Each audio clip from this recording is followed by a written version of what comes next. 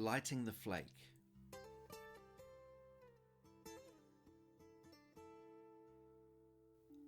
Noel the cleaner knocks on my door and pokes his uneven grin into the room. "Still here, Doc?" He states the obvious. I should have left the perpetually replenishing pile of paperwork for home some time ago. Noel's interruption helps to focus my thoughts, scrambled from a day of the routinely unpredictable. Patients needing medications reviewed and renewed. Mr. Hillstop's gallbladder obstructing again. Skylar's parents wanting her to be put back into rehab. The argument about getting Ms. Thomas back to work despite her protestations that her injured thumb stops her from being able to answer the phone. And that's just the last hour of consulting. The rest of the day is an indistinct blur. I've been trying to ignore the last imperative task of the day, but my nurse's hastily scribbled sticky note shouts at me from the plastic frame of my computer screen. Old Mrs. Dundalk needs a visit as my last job of the day. The rest home called this morning requesting an urgent assessment of her mental health. Apparently she's been getting aggressive and shutting herself in her room, and the nurse manager wonders if I need to prescribe something to calm her down, for the protection of the staff and other residents. The news comes as a surprise. Mrs. Edith Dundalk, a stooped 92-year-old who would have been unusually tall before the pressure and wear of age defeated her stature, has always seemed as composed as anyone stuck in a place they don't want to be. I scroll through Edith's medical record to remind myself when I first met her. It was 12 years ago, when she had to move out of the farmhouse in Omokoroa, where she had been living with her sister's family. The sister had recently died, and Edith felt the need to leave when the extended family started dropping thinly veiled hints about selling the property. Edith's two sons lived in Invercargill and Sydney, and she once told me they had little to do with their mum. Granny dumping is a term I find offensive, but it was sadly apt in describing the process of moving Edith into Somervale Rest Home. Cousins on both sides had conducted some type of clandestine conference call between Omokoroa, Invercargill and Sydney, and, without seeking Edith's assent, had instructed me to arrange the paperwork for her admission to the facility. Those first few months of meeting and then attempting to console a mentally and physically intact 80-year-old woman were distressing for both of us. "I despise this place, and I will never forgive those children," was her familiar refrain. This mantra was often delivered with tears running down her taut cheeks like exclamation marks. The arrival of spring is being heralded by a lingering twilight as I pull my old leather bag from the passenger seat and enter Somervale, where we value care and friendship. The tagline is reinforced by empty corridors and a cloying smell of chlorine and old carpets. Chlorine in water often gives off a strong odour when it becomes chloramine, a complex of chlorine salt and fecal or urine debris. A great way to finish the day, I mutter to myself, avoiding deep breaths. The staff-to-resident ratio plummets from marginal to risky at the 6 p.m. changeover, and it takes several minutes of walking the pungent halls to find someone in uniform. A Filipino nurse escorts me to Edith's room with a statement delivered in faltering English that Mrs. Dundalk does not want to come to dinner, won't open her door, and wants to be left in peace. I'm deposited outside door number 26 with its characterless plastic tag announcing the name of the resident within, Edith Dundalk. I knock. "Edith, it's Dr. Fisk, Adrian. May I come in?" I hear a pause, a scuff of slippers on a plastic surface, a tink of something in a glass, and the unmistakable clack of dentures being hastily positioned.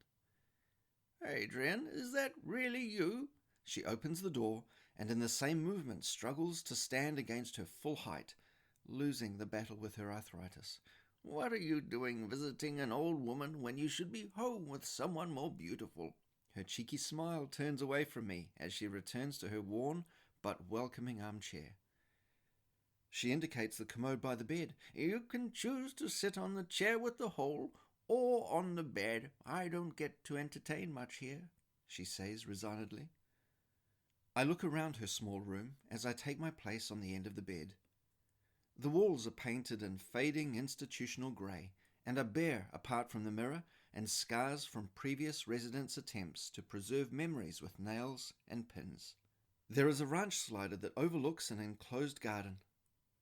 Edith was permitted to bring 2 items of furniture, her Chesterfield chair and the Hoosier cabinet, and she sits in one facing the other. We always spend most of our time together looking at the photos and mementos on the cabinet shelf, which jostle in cluttered and surprising juxtaposition with the bareness of the room. "Tell me again about this one," I ask her. I only need to lean forward a little to reach the framed photo of a younger, grinning Edith holding a large trout next to a stern-looking man. I find the best way to encourage Edith to talk is to get her telling me about happier times. "That brown won me first prize at the Kinloch opening day competition and lost me a few friends. I guess friends who have a problem with a woman winning a fishing competition deserve to be thrown back anyway." She chuckles at the memory. "What was the prize?" I ask, watching her eyes lose some of their weariness. "You see that pole I'm holding?" She indicates towards the photo. "That was first prize. One of the first graphite rods in New Zealand. The boys were pretty pissed off that I got to use it." She pauses and seems to drift off for a moment, her lids drooping, before her eyes open suddenly. "Actually, it was no better than my old bamboo rod, so I used it for something else." She points to another photo, behind a worn red cricket ball. "That flag is being held by the rod. Those boys would have soiled themselves if they knew what I did with their precious prize." Edith is breathing deeply, and her grin has been replaced by a tight intensity of her lips. The photo shows her leading a group of people in protest. Her flag reads, "The only queer people are those who don't love." She is leaning forward in her chair now. 200 of us marched down Queen Street, and the police had to stop people throwing rubbish at us." I say to her, "I love the irony of that, you protesting and being abused for gay rights while walking down Queen Street." Edith looks at me for a moment with sharp, narrowed eyes, and I worry that I've overstepped a line. But instead she indicates a book above the photo shelf. "The line on my banner is a quote from Rita Mae Brown. She wrote that book." Edith is pointing at a tattered novel called Ruby Fruit Jungle. I reach up and gently lever the volume out of the tight press of her other treasured books. She takes it from me quickly, as if I'm not qualified to hold it. "I had this confiscated when I started my training at St. John's College. The title is a reference to female genitals, and the dean did not think it was appropriate reading material for a vicar in training." She turns the book over and over with her imprecise but gentle fingers. "I got it back when I left. No ordination, but my ruby fruit jungle safe." I'm not sure, but Edith seems to give me a quick wink before she hands the book back. "They're trying to move me out of my room." Edith's change of subject catches me by surprise, but it is typical of her to take charge of the conversation. "I'll tell you about it outside. Please close the door."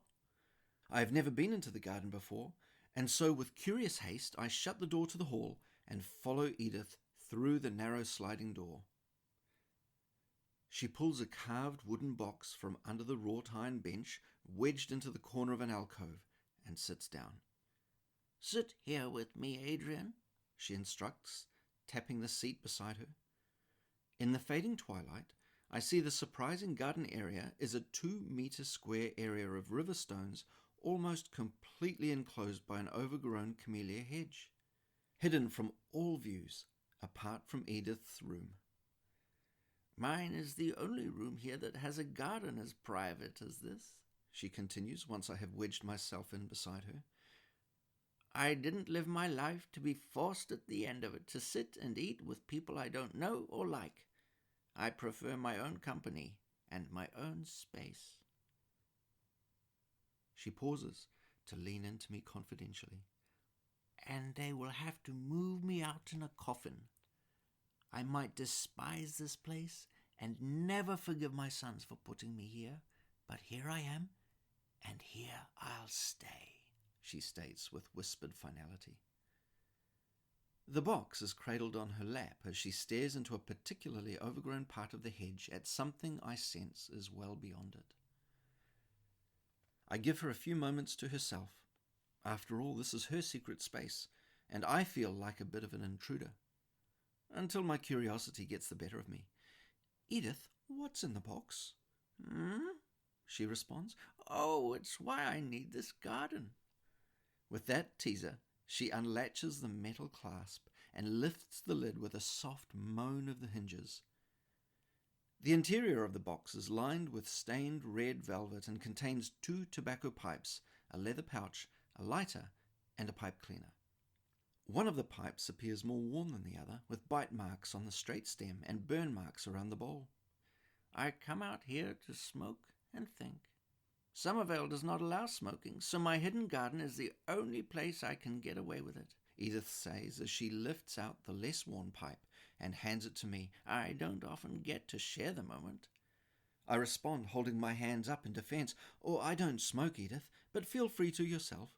"Oh, come on, Adrian. Don't be such a stick in the mud." Edith has turned her head to me, and in the close proximity her challenge is arresting. "You need to break the rules sometimes, and learning to smoke a pipe is actually therapy," she continues, in a more conciliatory tone. "Slow breaths, puffing, not inhaling, watching the dance of the smoke in the light of the ember, aromatic tobacco transporting you." She lets the image linger as she fixes her gaze on the same spot in the hedge. "Here, I'll show you how," she says. The pouch has a leather tie which Edith loosens, revealing a wad of tobacco. She unrolls a ribbon of the leaf and breaks off a piece, which she folds twice, creasing carefully each time to break the fibers.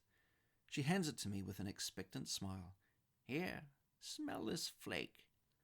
I park my medically informed prejudices about smoking at the back of my mind and allow her to place the folded flake of tobacco under my nose. I'm astonished to smell not an acrid, pungent odor, but plums and figs and vanilla. "Wow, that is delicious!" I catch myself too late, encouraging her as she thrusts the pipe back into my hands. "Now, watch me and follow," she instructs. With delicate and deliberate care, she takes her own piece of flake and folds it, placing it into the bowl of her pipe, frayed ends just below the rim. I follow her lead and she checks my work with sideways glances. "Good," she says. "Now the tricky part. Most new pipe smokers give up because the lighting beats them. But persevere. Just because it's hard doesn't mean it isn't worth it. Treat the lighting and relighting as part of the process. Watch." She takes her lighter and with 2 quick flicks draws the flame into the bowl with measured puffs. The flake takes. She withdraws the lighter, hands it to me, and continues with practiced artfulness, turning the burning tobacco into a glowing ember. We sit there together, not talking, just puffing, and enjoying being surrounded by the burnt, fruity fragrance of somewhere else. On my drive home, I keep thinking about the end of our shared smoke. Edith indicated the overgrown area of the camellia hedge and tapped her bowl of ash under the tree. "We need to keep the evidence hidden, Adrian," she said, mischievously inviting me to be complicit in her rule-breaking. "No one would think this old tree is flourishing because of the pipe ash." She chuckled. Once again, a visit to Mrs. Dundalk has been more of a learning experience for me than treatment for her.